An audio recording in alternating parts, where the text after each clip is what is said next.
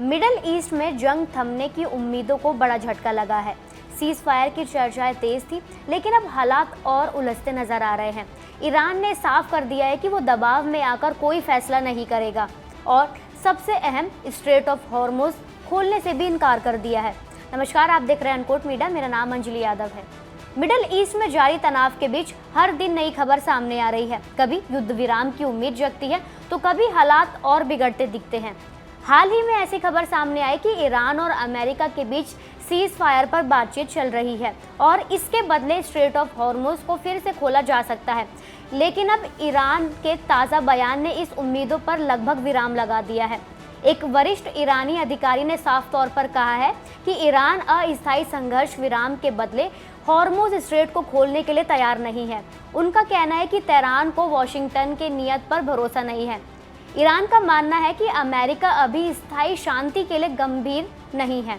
ऐसे में कोई भी अस्थायी समझौता सिर्फ समय बर्बाद करेगा। ईरान ने यह भी स्पष्ट कर दिया है कि वो किसी भी तरह के अंतर्राष्ट्रीय दबाव में आकर फैसला नहीं करेगा। अधिकारी ने कहा कि तेहरान पर समय सीमा तय करके निर्णय लेने का दबाव बनाया जा रहा है, लेकिन ईरान इस तरह की रणनीति को स्वीकार नहीं करेगा। इसी बीच पाकिस्तान की भूमिका भी चर्चा में आ गई है। खबरें थी कि पाकिस्तान ने ईरान और अमेरिका के बीच तनाव खत्म करने के लिए एक फ्रेमवर्क तैयार किया है। इस प्लान में तुरंत सीज फायर और उसके बाद एक व्यापक समझौते की बात कही गई थी। यहाँ तक कहा गया है कि यह योजना 2 स्तरों पर काम करेगी।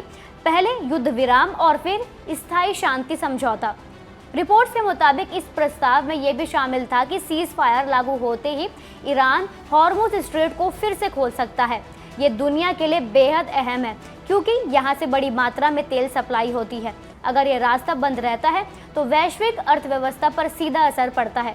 हालांकि पाकिस्तान ने इन रिपोर्ट्स की ना तो पुष्टि की है और ना ही खंडन किया है। पाकिस्तान के विदेश मंत्रालय के प्रवक्ता ने साफ कहा कि वो इस तरह की वरिष्ठ खबरों पर टिप्पणी नहीं करेंगे।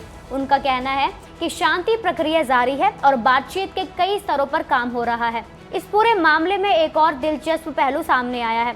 कुछ रिपोर्ट्स में दावा किया गया है कि 45 दिनों के संभावित युद्ध विराम को लेकर अमेरिका और ईरान के बीच बातचीत हो रही थी। कहा जा रहा था कि ये युद्ध विराम आगे चलकर स्थायी शांति का रास्ता खोल सकता है, लेकिन ईरान के ताज़ा रुख ने यह साफ हो गया है कि फिलहाल ऐसी किसी भी संभावना पर भरोसा करना जल्दबाजी होगा। ईरान का ये फैसला सिर्फ एक कूटनीतिक बयान नहीं है, बल्कि एक रणनीतिक संकेत भी है। वो ये दिखाना चाहता है कि बिना ठोस गारंटी के वो कोई भी बड़ा कदम नहीं उठाएगा, खासकर तब जब बात हॉर्मुज जैसे अहम समुद्री रास्ते की हो।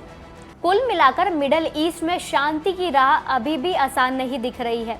सीज फायर की उम्मीदें फिलहाल कमज़ोर पड़ती नजर आ रही हैं और ईरान का सख्त रुख साफ संकेत दे रहा है कि आने वाले दिनों में तनाव और बढ़ सकता है।